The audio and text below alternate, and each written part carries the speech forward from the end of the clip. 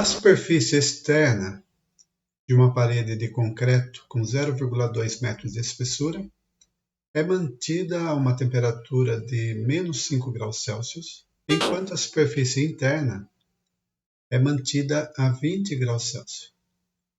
Se a condutividade térmica do concreto é 1,2, calcule a perda de calor através de uma parede com 10 metros de comprimento e 3 metros de altura. A taxa de perda de calor pela parede é dada pela equação. Essa equação aqui, já nossa velha conhecida. Então, substituindo direto os dados do problema, chegamos a essa resposta. Então, deu esse valor de quê?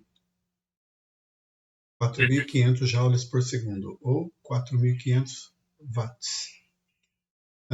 Aqui eu coloquei uma observação. Como a temperatura da superfície interna é mais alta, ó, ele está a 20 graus, né? É mais alta do que a externa, que está a menos 5 graus, o calor é transferido do interior da parede para o exterior da parede, né? É sempre do mais quente para o mais frio. Sim. Vamos ver essa segunda. A parede do forno deve ser construída com tijolos de dimensões padrão de 22,5 por 11 por 7,5 centímetros cúbicos. Estão disponíveis dois tipos de material. Um tem uma temperatura máxima de uso de 1040 graus Celsius e uma condutividade térmica de 1,7, e o outro tem um limite máximo de temperatura de 870 graus Celsius e uma condutividade térmica de 0,85. Os tijolos têm o mesmo custo e podem ser assentados de qualquer maneira, mas queremos projetar a parede mais econômica para um forno com temperatura de 1040 graus Celsius no lado quente e de 200 graus Celsius no lado frio. Se a quantidade máxima de transferência de calor permitida for de 950, determine os arranjos mais econômicos para os tijolos disponíveis. Como os tijolos do tipo 1 apresentam maior condutividade térmica, pelo mesmo custo que os do tipo 2, a parede mais econômica utilizará o menor número possível de tijolos do tipo 1. Contudo, deve haver uma camada suficiente espessa de tijolos do tipo 1 para manter os tijolos do tipo 2 a 870 graus Celsius ou menos. Para a condução unidimensional através de tijolos do tipo 1, tem-se. Aí vamos aplicar aquela fórmula direta, né? Essa fórmula é ela mesma que aparece com integral, só que aqui nós estamos já pegando a fórmula pronta, conforme aparece no livro indicado pelo professor, tá? Uhum. Então, Q igual a essa fração. Se eu passar o A para cá, eu estou interessado no Qmax, né? Então, ele vai ser Q1, essa diferença de temperatura, o mais quente e depois o mais frio em jogo, dividido por L1, onde L1 é a espessura mínima dos tijolos. Resolvendo para L1, tem-se. Então, isolei aqui o L1, né? E substituí os dados do problema. Fazendo essa continha, ele dá aproximadamente 30 centímetros. Como ele disse que o tijolo tem 7,5, então eu terei 30 dividido por 7,5 dá 4, né? A espessura pode ser obtida utilizando 4 camadas de tijolos do tipo 1, com 7,5 centímetros de espessura. Da mesma forma, para a condução unidimensional através de tijolos do tipo 2, daí faz a mesma continha, né? Substitui, dá 0,6, que é 60 centímetros. Bem, faço a mesma coisa. 60 dividido por 7,5 dá 8. Então, essa espessura pode ser obtida com 8 camadas de tijolos do tipo 2, utilizando a dimensão de 7,5. Portanto, a parede mais econômica seria construída com 4 camadas de tijolo do tipo 1 e 8 camadas de tijolos do tipo 2, utilizando a dimensão de 7,5 centímetros dos tijolos como espessura.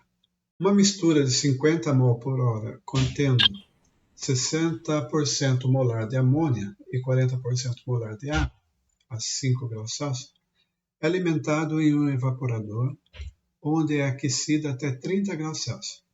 No vapor, a concentração de amônia é 90% e no líquido 20%. Qual a vazão da corrente de vapor? Qual o calor total transferido? Bem, foram dados esses valores aí.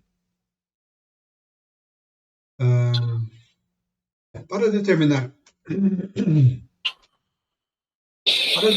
as vazões de saída do evaporador, aplicamos o balanço de massa global e por componente, amônia, onde F é a alimentação, V é o vapor e L é o líquido residual. Então, aqui está o balanço. F igual a V mais L. O F é 50. É 50 dado, né? Então, 50 igual a V mais L. Vai me interessar o L aqui, em função de V. Então, isolei o L. Agora, a balança de massa para amônia.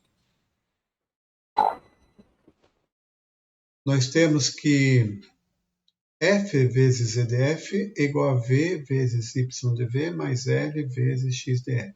É uma fórmula, tá? Fórmula química. Substituindo a primeira equação na segunda, nós temos isto. Então, tudo em função de V aqui, né? Então, dá para isolar o V. Isolando o V, então está respondido o item A. Qual a vazão da corrente de vapor? Essa é a vazão da corrente de vapor. 28,57 mol por hora. Letra B. Qual o valor transferido? O calor transferido, Q, no evaporador, é obtido pela variação de entalpia entre as correntes de entrada e de saída. Aplicando a equação geral de troca térmica industrial para regimes permanentes, que é essa daqui, é só substituir os valores, tá? Para medir a condutividade térmica, duas amostras semelhantes com 1 centímetro de espessura são colocadas no aparelho mostrado no esboço anexo. É aplicada corrente elétrica ao aquecedor protegido de 6 centímetros por 6 centímetros. E um watímetro indica que a dissipação de potência é de 10 watts. Termopares fixados nas superfícies mais quente e mais fria indicam temperaturas de 322 e 300 K, respectivamente. Calcule a condutividade térmica do material na temperatura média. Pela lei da conservação de energia, a perda, entre aspas, de calor através das duas amostras deve ser igual à dissipação de potência do aquecedor. Portanto, a transferência de calor através de uma das amostras é metade do valor, uma vez que eu tenho duas amostras aqui, né? Sim. Através da metade do valor. Para a condução unidimensional em estado estacionário, tem-se aquela velha fórmula. A única diferença é que agora eu vou pegar metade aqui. Essa aqui é a grande sacada. Então, isolando K e substituindo os valores do enunciado, chegamos a esse valor de K. Costuma-se recomendar o uso de várias camadas de roupa em climas frios, pois os espaços de ar parado entre as camadas mantêm o corpo aquecido. A explicação para isso é que a perda de calor do corpo é menor. Compare a taxa de perda de calor de uma única camada de lã com 2 cm de espessura com 3 camadas de 0,67 separadas por espaço de ar de 1,5 mm. A quantidade térmica do ar é de 0,024. Então, está aqui o desenho. A resistência térmica para a camada única e espessa é dada por... Então, isso aqui é a fórmula da resistência térmica, é só fazer a continha. Então, vai dar 1 sobre 2A. A taxa de transferência de calor por condução é... essa fórmula ela simplifica quando tem a resistência, né? Ela fica só assim, ΔT sobre R. Nesse caso aqui é RA. Então, fazendo a continha, eu tenho que QA é igual a 2A ΔT. A resistência térmica de 3 camadas finas é igual à soma... Oi. Não, nada. A resistência térmica de 3 camadas finas é igual à soma das resistências da lã e do ar entre as camadas. Então, é aqui, ó. Eu tenho 3 camadas de lã e aqui, ó, 2 camadas de ar. Sim. Então, nós temos que calcular a resistência equivalente. Então, a resistência vai ser essa soma. Fazendo a continha, vai dar 1 sobre 1,6A. E aí, calculando de novo o Q, obtemos esse valor, quase igual ao anterior. Comparando a taxa de perda de calor nas duas situações, tem-se QB sobre QA é igual a 1,6 e 2. Fazendo essa continha, dá 0,8. O que isso significa? Significa que para a mesma diferença de temperatura, a perda de calor através das 3 camadas de lã é de apenas 80% da perda de calor através da camada única.